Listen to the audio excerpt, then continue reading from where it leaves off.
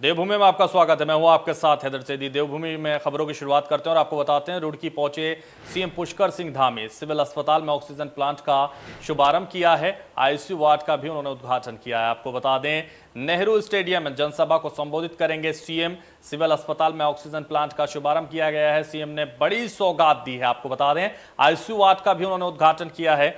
और इस वक्त आपको बता दें जिस तरह से नेहरू स्टेडियम में जनसभा को उन्होंने संबोधित किया, ऑक्सीजन प्लांट का शुभारंभ किया, कई सौगातें उन्होंने दी हैं। ऑक्सीजन प्लांट का शुभारंभ एक बड़ी सौगात मानी जा रही है। जी हां, आपको बता दें रुड़की पहुंचे हैं सीएम पुष्कर सिंह धामी और इस वक्त आपको बता दें सीएम ने बड़ी सौगातें दी हैं और सिविल अस्पताल में ऑक्सीजन प्लांट का शुभारंभ कई मायनों से एक खास सौगात माना जा रहा है। आईसीयू वार्ड का भी उद्घाटन उन्होंने किया है। नेहरू स्टेडियम में जनसभा को संबोधित करेंगे सीएम। आपको ये भी बता दें ऑक्सीजन प्लांट का शुभारंभ करने के बाद वो जनसभा को भी संबोधित करने वाले हैं।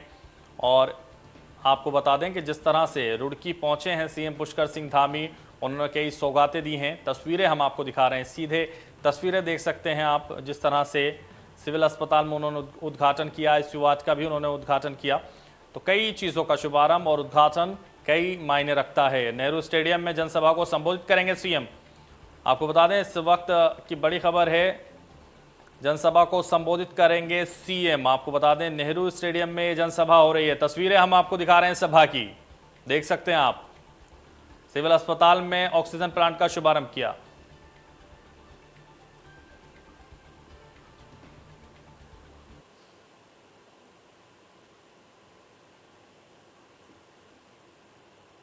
नेहरू स्टेडियम में जनसभा को संबोधित करेंगे। रुड़की पहुंचे सीएम पुष्कर सिंह धामी। सिविल अस्पताल में ऑक्सीजन प्लांट का शुभारंभ किया। ऑक्सीजन प्लांट का शुभारंभ की तस्वीरें हम आपको दिखा रहे हैं। आईसीयू वार्ड का भी उद्घाटन उन्होंने किया है। आपको बता दें पुष्कर सिंह धामी की तस्वीरें जिसमें वो काफ़ी खुश नज़र आ रहे हैं और कई सौगातें देते हुए नज़र आ रहे हैं। आपको बता दें उत्तराखंड को ये कई सौगातें उन्होंने दी। नेहरू स्टेडियम में जनसभा को उन्होंने संबोधित करेंगे सीएम। रुड़की पहुंचे हैं सीएम पुष्कर सिंह धामी। सिविल अस्पताल में ऑक्सीजन प्लांट का शुभारंभ उन्होंने किया है। तस्वीरें हम आपको दिखा रहे हैं। जिस तरह से लगातार हम आपको तस्वीरें दिखा रहे हैं, रुड़की से तस्वीरें हैं। जी हां, आपको बता दें आईसीयू वार्ड का उद्घाटन, शुभारंभ, कई सारी सौगातें एक साथ पुष्कर सिंह धामी ने, उत्तराखंड के मुख्यमंत्री ने दी हैं। आपको बता दें रुड़की में जिस तरह से लगातार वो सौगातें दे रहे हैं, कई मायने से खास मानी जा रही हैं। जिस तरह से तीसरी लहर की बात की जा रही है, उससे पहले इस तरह के प्लांट्स, इस तरह के वार्ड्स का उद्घाटन होना ये कई मायनों में ख़ास हो सकता है। आईसीयू वार्ड का भी उद्घाटन और जिस तरह से आपको बता रहे हैं लगातार हम सीएम की ये सौगात। रुड़की पहुंचे हैं सीएम पुष्कर सिंह धामी और बेहद ख़ास ये आप बता दें आपको माना जा सकता है। तो सिविल अस्पताल में ऑक्सीजन प्लांट का शुभारंभ किया गया है। ऑक्सीजन प्लांट का शुभारंभ सीएम पुष्कर सिंह धामी ने किया है। मुख्यमंत्री पुष्कर सिंह धामी कई सौगातों के साथ यहाँ नजर आ रहे हैं। कई सौगातें उन्होंने प्रदेशवासियों को दी हैं, रुड़की के लोगों को दी हैं, आपको बता दें उत्तराखंड वासियों को दी हैं। तो सीएम की ये सौगात, नेहरू स्टेडियम में जनसभा को संबोधित करेंगे सीएम। मुख्यमंत्री पुष्कर सिंह धामी ने उत्तराखंड को विश्व की आर्थिक और सांस्कृतिक राजधानी के रूप में विकसित करने की बात कही है और इसके लिए उन्होंने योग गुरु बाबा रामदेव से भी चर्चा की है। आज उत्तराखंड के मुख्यमंत्री पुष्कर सिंह धामी हरिद्वार पहुंचे हैं, जहां उन्होंने योग गुरु बाबा रामदेव और आचार्य बालकृष्ण से मुलाकात की। इस दौरान सीएम धामी ने कहा कि वो जल्द ही उत्तराखंड को विश्व की आर्थिक और सांस्कृतिक राजधानी के रूप में विकसित करेंगे। और वहीं योग गुरु स्वामी रामदेव ने सीएम धामी को राज्य निर्माण के बाद अब तक का सबसे बेहतर सीएम बताया है और कहा है कि सीएम धामी उत्तराखंड के सबसे बड़े योद्धा, पराक्रमी और तेजस्वी सीएम हैं, जो अंतिम छोर के व्यक्ति की पीड़ा को भी समझते हैं। इसके गठन के बाद सबसे तेजस्वी, युवा, पराक्रमी एक योद्धा मुख्यमंत्री उत्तराखंड को मिला है। इससे हम गौरवान्वित हैं। एक सैनिक परिवार से आकर के संघर्षों और अभावों में पला हुआ व्यक्ति जो अंतिम आदमी की पीड़ा को समझता है और जिसके हृदय में इस प्रदेश के आर्थिक और सांस्कृतिक आध्यात्मिक विकास के लिए पूर्ण प्रतिबद्धता है। जैसा कि खुद धामी जी ने बोला कि इस प्रदेश के आर्थिक विकास के साथ साथ संत समाज और सरकार के सहयोग से उत्तराखंड को विश्व की आध्यात्मिक राजधानी के रूप में विकसित करेंगे। हरिद्वार हमारा आध्यात्मिक आध्यात्मिक क्षेत्र है, आध्यात्मिक नगरी है और माँ गंगा का पावन धाम है और हम भविष्य में उत्तराखंड को आर्थिक विकास के साथ साथ सामाजिक संत समाज और सरकार के सहयोग से इसको विश्व की आर्थिक और सांस्कृतिक राजधानी के रूप में विकसित करेंगे। जल्दी इसके लिए हम सब काम शुरू करेंगे।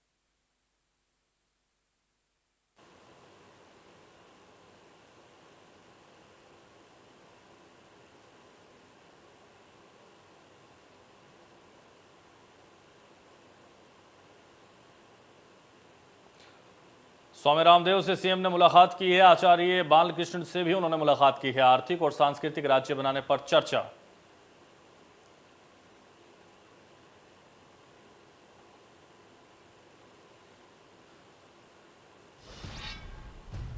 ज्यादा जानकारी के लिए हमारे संवाददाता प्रिंस शर्मा हमारे साथ जुड़ गए हैं। प्रिंस, जिस तरह से लगातार सीएम का यह अहम दौरा है, इस दौरे को लेकर क्या कुछ तैयारियां की गई थी, किस तरह की तस्वीरें वहां से आप देख पा रहे हैं? जी बिल्कुल, आपको बता दूं कि आज सूबे के मुख्यमंत्री पुष्कर सिंह धामी का जिला हरिद्वार का दौरा था, जिसको लेकर वे रुड़की में भी पहुंचे थे। रुड़की में पहुंचने के बाद सबसे पहले वे रुड़की के सरकारी अस्पताल में पहुंचे, जहां उन्होंने यहां पर ऑक्सीजन प्लांट का और बात की जाए आईसीयू जो यहां पर वार्ड है, चाइल्ड वार्ड है, इन सब का उन्होंने पहले यहां पर उद्घाटन किया। उसके बाद मुख्यमंत्री रुड़की के नेहरू स्टेडियम में एक विशाल जनसभा थी, जिन जनसभा को मुख्यमंत्री ने यहां पर संबोधित किया। साथ ही साथ कार्यकर्ताओं में, भाजपा कार्यकर्ताओं में भारी जोश देखने को मिला। वहीं मुख्यमंत्री ने रुड़की वासियों को सौगात दी है। जो रुड़की का नेहरू स्टेडियम है उसे मिनी स्टेडियम की यहाँ उन्होंने घोषणा की है और अन्य भी काफी सारी घोषणाएं की हैं, जिसको लेकर आज के दौरे को बहुत महत्वपूर्ण माना जा रहा था। वहीं बात की जाए, यहाँ लोकार्पण के बाद मुख्यमंत्री द्वारा विधायक प्रदीप बत्रा जो रुड़की के हैं, उनके द्वारा मांग की गई कि रुड़की को जिला बनाया जाए और साथ ही साथ अन्य भी मांगे की गई, जैसा कि नजूल की भूमि है सिविल लाइन में, उसे नजूल मुक्त किया जाए। इन सभी मांगों पर भी विचार करने की मुख्यमंत्री द्वारा बात की गई है। जी बिल्कुल। तो प्रिंस, जिस तरह से लगातार बात की जा रही है, प्रदेश को आगे बढ़ाने की रणनीति तय की जा रही है, ऐसे में यह बड़ी सौगात है जो ऑक्सीजन प्लांट दिया गया है रुड़की में, जिसका शुभारंभ खुद मुख्यमंत्री ने किया है और थर्ड वेव की अनुमान लगाए जा रहे हैं। विशेषज्ञों का कहना है कि तीसरी लहर भी आ सकती है। उससे पहले ऑक्सीजन का प्लांट कितना कारगर साबित होगा, कितना जरूरतमंदों को उसका लाभ मिल पाएगा? जी बिल्कुल, कहीं ना कहीं बिल्कुल सही बात है, देखने वाली बात है, क्योंकि जो दूसरी लहर कोरोना की चली थी उसके दौरान, कोरोना काल के दौरान यहाँ पर रुड़की के सरकारी अस्पताल में जो है ऑक्सीजन प्लांट लगाने की बात की गई थी, लगाया गया था। और लगाने के बाद आज उसका शिलान्यास खुद सूबे के मुख्यमंत्री पुष्कर सिंह धामी ने किया है। तीसरी लहर की भी आशंका जताई जा रही है, जिसको लेकर कहीं ना कहीं कारगर सिद्ध हो सकता है ऑक्सीजन प्लांट और क्षेत्रवासियों के लिए मददगार साबित होगा। जैसा कि पहले भी देखने को मिला है, दूसरी लहर के अंतर्गत ऑक्सीजन को लेकर काफी किल्लत देखने को मिली और कई जगह ऑक्सीजन नहीं मिल पाई है, तो ये ऑक्सीजन प्लांट काफी कारगर सिद्ध हो सकता है। वहीं बात की जाए मुख्यमंत्री धामी की, मुख्यमंत्री धामी ने कई ऐसी अहम बातें भी अपने संबोधन के दौरान आज रुड़की के नेहरू स्टेडियम में कही है, जिसके दौरान उन्होंने कहा है कि अफसरशाही को बिल्कुल भी बेलगाम नहीं होने दिया जाएगा। जितने भी अफसर हैं, कोई अगर इस तरह की बात होती है तो जो निचले स्तर का जो कार्य है वो निचले स्तर के ही जो अधिकारी है उन्हें ही पूरा किया जाए, ऊपर के अधिकारियों तक ना जाया जाए। साथ ही साथ युवा मुख्यमंत्री के तौर पर उनके इस दौरे को बहुत अहम देखने को मिल रहा है और काफी सारी सौगातें जो हैं रुड़की वासियों को भी आज के मुख्यमंत्री के दौरे से मिली हैं। वहीं बात की जाए तो कहीं ना कहीं थोड़ा सा रोष यहाँ पर देखने को मिला, क्योंकि पत्रकारों को भी यहाँ जो शुरू में जो सरकारी अस्पताल में जब यहाँ मुख्यमंत्री पहुंचे, वहाँ कवरेज को लेकर हल्का फुल्का रोष उसमें भी देखने को मिला। लेकिन आज की बात की जाए तो संपूर्ण दौरे की अगर मिली वक्त बात की जाए तो क्षेत्रवासियों के लिए एक अटूट दौरा आज का रहा है। जी तो बिल्कुल, जिस तरह से लगातार मुख्यमंत्री का ये युवा जोश नजर आ रहा है, उसमें कार्य करने की जो क्षमता उन्हें नजर आ रही है, वाकई वो बेहतर कही जा सकती है। लेकिन जिस तरह से बाबा रामदेव ने भी उनकी तारीफ कर दी है, उनको सबसे बेहतर मुख्यमंत्री बता दिया है, कैसे देख रहे हैं आप इसको? जी बिल्कुल, कहीं ना कहीं बात की जाए, जैसा कि बाबा रामदेव ने भी आज कहा है कि युवा जोश के साथ मुख्यमंत्री कार्य कर रहे हैं। हालांकि अभी इससे पहले जो मुख्यमंत्री आए उनके द्वारा भी कार्य किया है, लेकिन जो इनकी सोच है, युवा पीढ़ी की सोच है, क्योंकि युवाओं को आगे लाना और युवाओं को ही महत्व देने वाली बात है, इस सोच के साथ युवा मुख्यमंत्री कार्य कर रहे हैं। और आज जैसा कि मैं आपको बताऊं कि संबोधन के दौरान भी मुख्यमंत्री ने कहा कि उनके द्वारा हाल ही में देहरादून में भी औचक निरीक्षण किया गया है और इस तरह से कार्य किए जा रहे हैं, जिसको लेकर कहीं ना कहीं अधिकारी और जो प्रशासनिक अधिकारी हैं या जो और कार्य करने वाले लोग हैं बेलगाम ना हो पाए। तो औचक निरीक्षण ये सब करना युवा सोच को ही दर्शाता है और इस सोच को लेकर ही मुख्यमंत्री कार्य कर रहे हैं। हालांकि 6 महीने का समय बचा है कि 6 महीने के समय को लेकर मुख्यमंत्री किस तरह से आगे लेकर जाते हैं। भारतीय जनता पार्टी की दोबारा सरकार बनाने का दावा कर रहे हैं, तो आने वाले समय ही आप देखने में बता पाएगा। बिल्कुल, तो जिस तरह से लगातार दावा किया जा रहा है, लगातार 6 महीने में काफी कार्य करने की बात सामने आ रही है। अब ये वक्त बताएगा कि कितना काम वो करेंगे। चलिए, तमाम जानकारी के लिए प्रिंस हमारे साथ जुड़ने के लिए बहुत शुक्रिया आपका। हम आगे बढ़ते हैं, आपको बताते हैं देहरादून से खबर है, जहां सीएम पुष्कर धामी ने श्रद्धांजलि दी है। गोविंद बल्लभ भाई पंत के जयंती पर ये श्रद्धांजलि उन्होंने दी है, उनके चित्र पर अर्पित किए हैं पुष्प। कुशल प्रशासक थे पंत, सीएम ने कहा है। तो इस वक्त ये बड़ी खबर आपको बता दें, उन्होंने देहरादून में पुष्कर धामी ने श्रद्धांजलि दी है। गोविंद बल्लभ भाई पंत को ये श्रद्धांजलि दी गई है। पुष्प अर्पित करते हुए तस्वीरें हम आपको दिखा रहे हैं। पुष्कर सिंह धामी उत्तराखंड के मुख्यमंत्री ने ये श्रद्धांजलि अर्पित की है। कुशल प्रशासक उनको बताया है उन्होंने, और भी उनकी तारीफ की है। आपको बता दें, गोविंद बल्लभ भाई पंत की जयंती पर श्रद्धांजलि अर्पित करते हुए नजर आ रहे हैं सीएम पुष्कर सिंह धामी। तो देहरादून से यह खबर है, आपको बता दें, गोविंद बल्लभ भाई पंत की जयंती पर यह श्रद्धांजलि दी जा रही। तो अब आपके सामने 5 तस्वीरें हैं। पहली तस्वीर वो है जिसमें सीएम पुष्कर सिंह धामी ने भारत रत्न पंडित गोविंद बल्लभ भाई पंत को याद किया और सीएम ने उनके चित्र पर पुष्प अर्पित कर उन्हें श्रद्धांजलि अर्पित की है। आपको बता दें, मुख्यमंत्री ने कहा, भारत रत्न स्वर्गीय पंत एक महान स्वतंत्रता संग्राम सेनानी, देशभक्त, समाजसेवी तथा कुशल प्रशासक थे। दूसरी तस्वीर में आप देख सकते हैं कि सीएम के रुड़की और हरिद्वार दौरे को लेकर जो सुरक्षा के कड़े इंतजाम किए गए थे वो हम आपको दिखा रहे हैं। वहीं तीसरी तस्वीर में सीएम ने ऑक्सीजन प्लांट का शुभारंभ किया है और रुड़की को करोड़ों की सौगात दी है। वहीं आपको बता दें, सीएम ने बाबा रामदेव से भी मुलाकात की है। साथ ही नेहरू स्टेडियम में संबोधन की तैयारी है और तस्वीरें हम आपको दिखा रहे हैं। तो गोविंद बल्लभ भाई पंत को श्रद्धांजलि देते हुए नजर आ रहे हैं पहली तस्वीर में।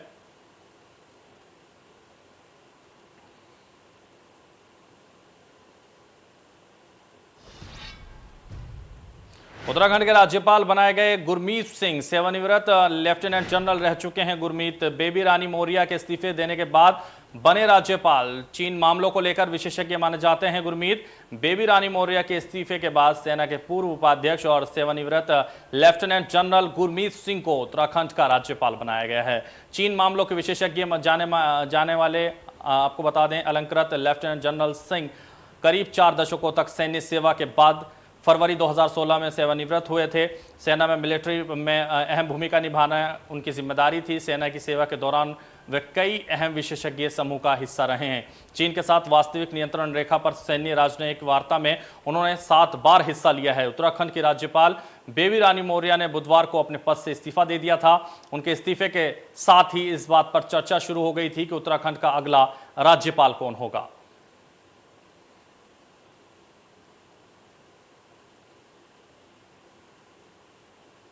तो बेबी रानी मौर्य के बाद आपको बता दें, गुरमीत सिंह अब राज्यपाल बन गए हैं और देवभूमि में जिस तरह से हम आपको बता रहे हैं, उत्तराखंड के राज्यपाल बनाए गए हैं गुरमीत सिंह। देवभूमि को मिले हैं राज्यपाल।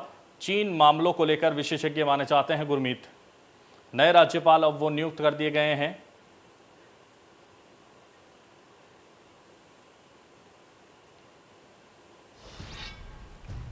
इस वक्त रुड़की से एक बड़ी खबर आ रही है। जी हां, रुड़की से इस वक्त की बड़ी खबर हम आपको बताने जा रहे हैं। रुड़की से सीएम ने नेहरू स्टेडियम को मिनी स्टेडियम बनाने का किया ऐलान। ब्लॉक स्तरीय बैडमिंटन कोर्ट बनाए जाएंगे, सीएम ने ये इस वक्त कहा है। आपको बता दें, इस वक्त ये बड़ी खबर है। बीजेपी को 2022 में मिलेगी 60 से ज्यादा सीट। मदन कौशिक, जी हां, ब्लॉक स्तरीय बैडमिंटन कोर्ट बनाए जाएंगे।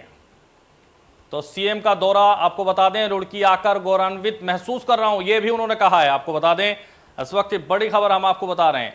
रुड़की से सीएम ने नेहरू स्टेडियम को मिनी स्टेडियम बनाने का किया ऐलान।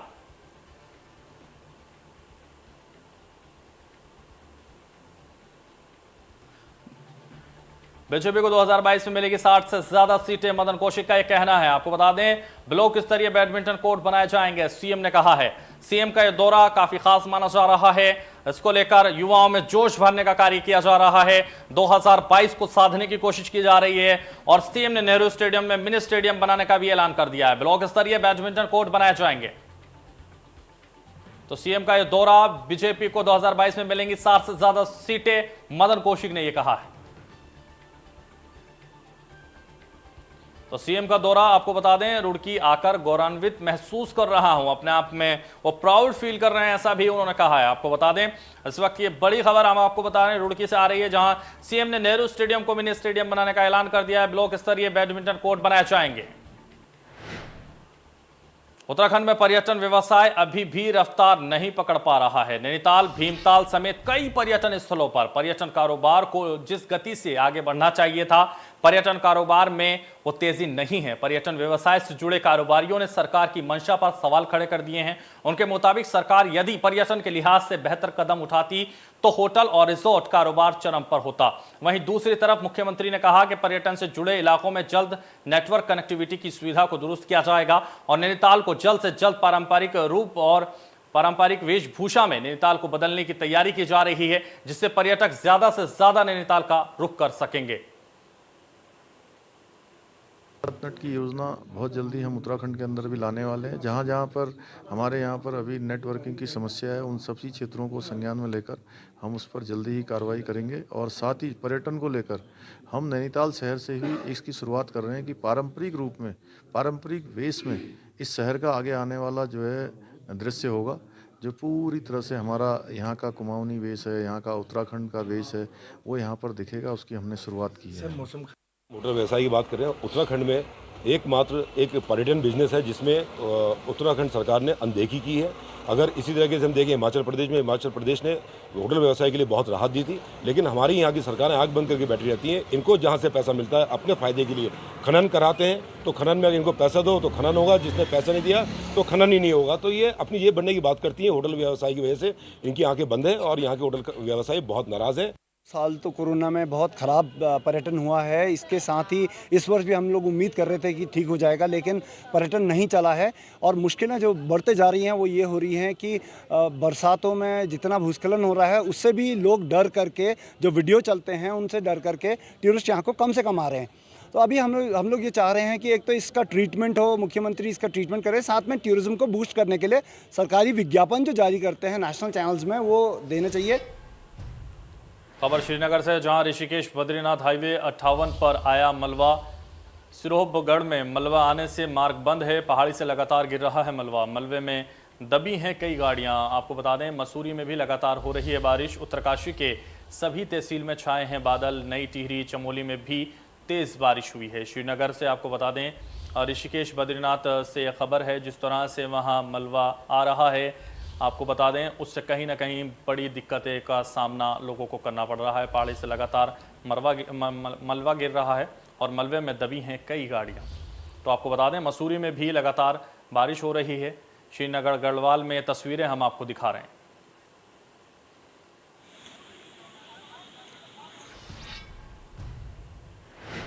उत्तराखंड में बारिश को लेकर अलर्ट जारी है। अगले 48 घंटे का अलर्ट जारी है। भूस्खलन और सड़कें बंद होने की भी चेतावनी दी गई है। उत्तराखंड में बारिश को लेकर अलर्ट जारी कर दिया गया है। आपको बता दें अगले कई घंटों तक बारिश की संभावना जताई जा रही है।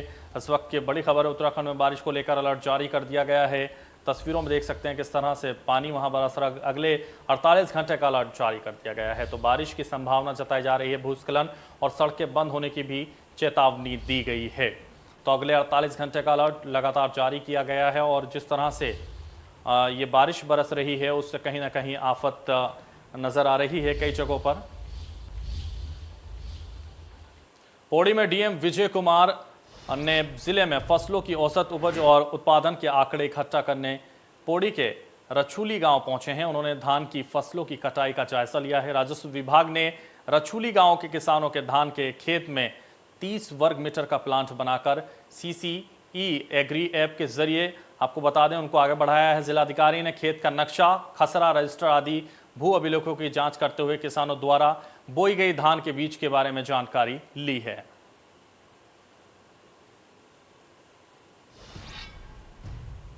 और खबर ऋषिकेश से है, जहां आपको बता दें अतिक्रमण की खबर सामने आ रही है। दरअसल आईजीपीएल ने वन विभाग से 60 साल के लिए जमीन लीज पर ली थी।